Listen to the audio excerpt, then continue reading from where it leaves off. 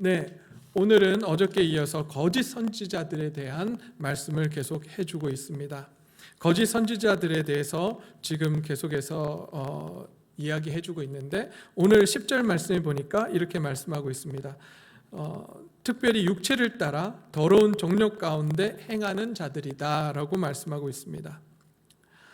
하나님을 거절하는 반역의 행위, 곧 세상의 가치와 원리를 따라서 나만 만족시키며 사는 것을 의미하고 있습니다. 그러기에 그들의 눈에는 이웃이 들어오지 않습니다. 오직 자기 자신의 유익만이 생각되어지고 보이는 것입니다. 그러한 사람들이 누구냐? 바로 거짓 선지자들이라는 거예요. 거짓 교사라는 말씀입니다. 뿐만 아니라 주관하는 일을 멸시하는 사람들이다라고 말하고 있습니다. 하나님의 주권을 인정하지 않는 것, 그것이 바로 거짓 교사들의 모습이라고 말씀하고 있는 것입니다. 어쩌면 하나님의 왕되심을 거부하고 자신들의 주인을 거부하며 그 왕의 왕자를 죽였던 농부들의 모습을 떠올리게 됩니다. 내가 주인이 되어 살아갈 때에 나의 주인이 누구인지 잊어버리고 내가 주인이 되어 살아갈 때에 우리에게 주어지는 모습은 바로 폭력과 불의와 탐심과 부정의가 바로 우리가 만들어내는 것들인 것입니다.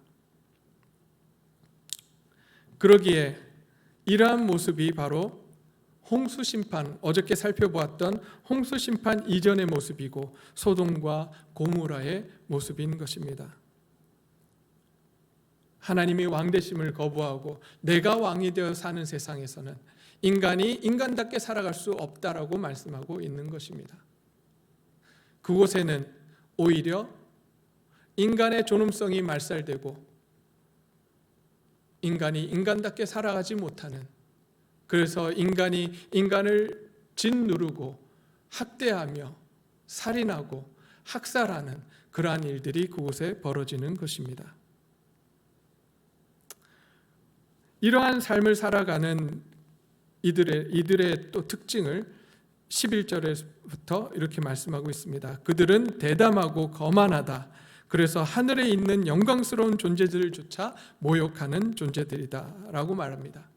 하늘에 있는 영광스러운 존재들을 모욕하는 이유는 무엇이냐면 그들의 눈에, 자신들의 눈에 보이지 않기 때문입니다.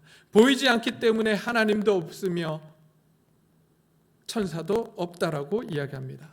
그러기에 이제 네가 왕이 되어서 너가 원하는 대로 살아가라라고 말하고 있는 것입니다. 이런 그들을 향해서 성경은 다시 한번 베드로 사도는 무엇과 같다라고 이야기하냐면 본래 잡혀 죽을 목적으로 태어난 지각이 없는 짐승과 같다라고 말씀해 주고 있습니다. 그래서 알지 못하는 일에 대해서 비방을 하고 있다라고 하고 있습니다. 알지 못하는 일, 앞에서도 이야기했지만 보이지 않는 것들, 우리의 이성을 뛰어넘는 것들에 대해서 이들은 그것이 없다라고 하고 비방하는 것입니다. 그러나 정말 그렇습니까? 우리 눈에 보이지 않는다고 해서 정말 아무것도 존재하지 않습니까? 그렇지 않습니다. 다 존재합니다. 성경에서는 귀신도 존재하고 천사도 존재하며 하나님도 존재하신다라고 말씀해주고 있습니다. 쉽게 이야기하면 우리 눈에 보이진 않지만 공기가 존재하듯이 우리 손에 잡히지 않고 우리 눈에 보이진 않지만 사랑이라고 하는 감정이 존재하듯이 하나님 역시도 우리 눈에 보이진 않지만 하나님이 존재하시고 그분이 우리의 삶의 주인이 되신다라고 말씀해 주고 있는 것입니다. 근데 그것을 부인하는 사람들이 누구냐? 바로 거짓 선지자들이라고 말씀하고 있는 것입니다. 그들의 결국은 어떤 모습으로 이루어지느냐? 바로 멸망을 당한다라고 말씀하고 있습니다. 그러면서 이제 더 구체적으로 대담하고 거만한 그들이 하늘에 있는 영광스러운 존재를 모욕하는, 그래서 주관하는 일을 멸시하는 그러한 자들의 삶의 모습은 어떤 모습이냐? 구체적으로 이렇게 말씀해 주고 있습니다. 흥청대면서 먹고 마시는 것을 낙으로 삼는 자들, 속임수로 즐기며 놀며, 또한 음심이 가득한 눈을 가지고 범죄하기를 그치지 않는 자들, 굳세지 못한 영혼들을 유혹하고 탐욕을 채우는 데 익숙한 자들이라고 말씀해 주고 있습니다. 다시 한번 그들을 향해서 베드로 사도는 저주의 자식들이라고 말씀하고 있습니다.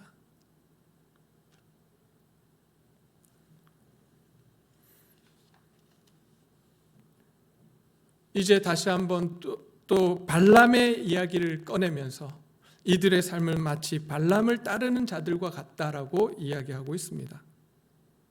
이 발람이라고 하는 선지자는 돈의 눈이 어두워서 하나님이 하라고 명령하시지도 않았는데 이방 사람들을 쫓아가서 하나님의 백성인 이스라엘을 저주하려고 합니다. 그때 하나님께서 그를 말리십니다. 그의 눈에는 그것이 보이지 않았어요. 그래서 결국 하나님께서는 나귀를 통해서, 나귀의 입을 통해서 그에게 말씀해 주십니다. 그래서 말하지 못하는 나귀가 사람의 말을 하며 미친 선지자의 미친 행동을 저지했다라고 성경은 말씀하고 있는 것입니다. 육체의 정력으로 유혹하는 자들, 바로 돈을 사랑하며 그래서 그 돈으로 인해서 육신의 정력을 따라 사는 그들은 바로 멸망의 종들이라고 사도 베드로는 말씀해 주고 있습니다. 끊임없이 2장에서는 하나님이 우리의 왕이 되시지 않고 또한 예수 그리스도가 우리의 주인이 아니라고 하는 자들, 주인임을 부정하고 왕이심을 부정하는 자들의 삶에 대해서 이야기하면서 그들의 결국은 바로 멸망이다라고 설명을 해주고 있습니다. 아니, 이런 삶을 왜 그리스도인들이, 초대교인들이 따라가려고 했을까요? 분명히 심판이 있을 것이고 멸망하는 자들이며 그들에게는 영혼이 없는 그러한 자들이고 그래서 심판을 받을 수밖에 없는 자들이라고 사도 바울이 이야기함에도 불구하고 초대교회 성도들은 그 유혹에 빠져 넘어갔던 것입니다. 왜요? 그것은 다름이 아니라 우리의 죄성과 우리의 본성인 죄성과 합하기 때문이었어요. 우리가 말씀대로 살아가려고 하면 얼마나 힘듭니까? 왜냐하면 우리의 본성, 죄성된 우리의 본성을 거슬러야 되기 때문에 그래요. 말씀대로 살아가려고 하면 내가 원하는 것들을 내려놓고 하나님이 원하시는 일을 해야 됩니다. 나만 잘 되면 되는 것이 아니라 내 주위 사람하고 함께 손을 잡고 잘 되기 위해서 걸어가야 돼요. 나만 평안하면 되는 것이 아니라 내 주위 사람들과 함께 평안하기를 구하며 그들을 돌아보아야 하기 때문입니다. 나 혼자 사는 것도 힘든데 옆 사람을 돌보는 것, 그것은 우리의 본성을 거스르는 일입니다. 그러기에 계속해서 사람들은 그렇게 바보같이 살지 말라고 이야기합니다. 그냥 너만을 위해서 살라고 합니다. 그것이 편해요. 너무나도 좋아 보입니다. 하나님을 믿으면 우리가 하고 싶은 대로 못하고 살아요.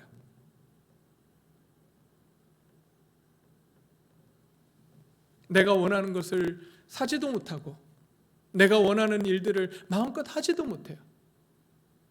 그러기에 무엇을 쫓아가기 쉬우냐 하면 이단의 가르침에 빠져서 내 마음대로 살아가는 것이 좋아 보이는 것입니다. 다시 한번 강조합니다. 사도 베드로는 다시 한번 강조합니다. 그것은 멸망의 길이라고 말씀하고 있습니다. 그러면서 사도 베드로는 이제 초대교회 교인들에게 예수 그리스도를 아는 삶으로 들어가야 된다라고 강조하고 있습니다. 예수님을 안다는 것은 무엇일까요?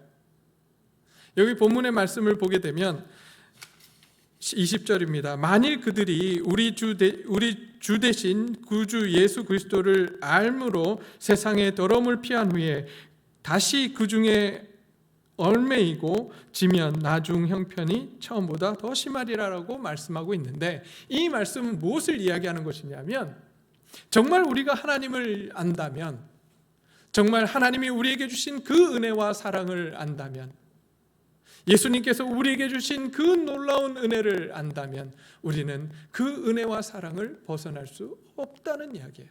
그럼 벗어나는 이유는 왜 벗어나냐? 하나님을 제대로 모르기 때문에 그래요. 하나님이 주신 그 사랑을, 예수님께서 우리에게 부어주신 그 은혜가 도대체 얼마나 크고 놀라운지를 우리가 모르기 때문에 그래요. 그래서 다시 한번 사도 베드로는 뭐라고 이야기하냐면, 정말 하나님의 사랑 안에 거하라고 이야기합니다. 그 사랑과 은혜를 다시 한번 깨달으라고 이야기하는 것입니다. 예수님을 안다는 것은 무엇입니까? 그냥 안다, 우리가 지식적으로 안다는 의미가 아니에요. 예수님을 안다는 것은 인격적인 만남을 통해서 관계를 맺는 것을 바로 안다라고 성경은 이야기하고 있는 것입니다. 우리는 예수님을 진정 알고 있습니까? 예수님께서 우리에게 주신 그 놀라운 은혜를 오늘 하루도 느끼며 살아가야 할 것입니다.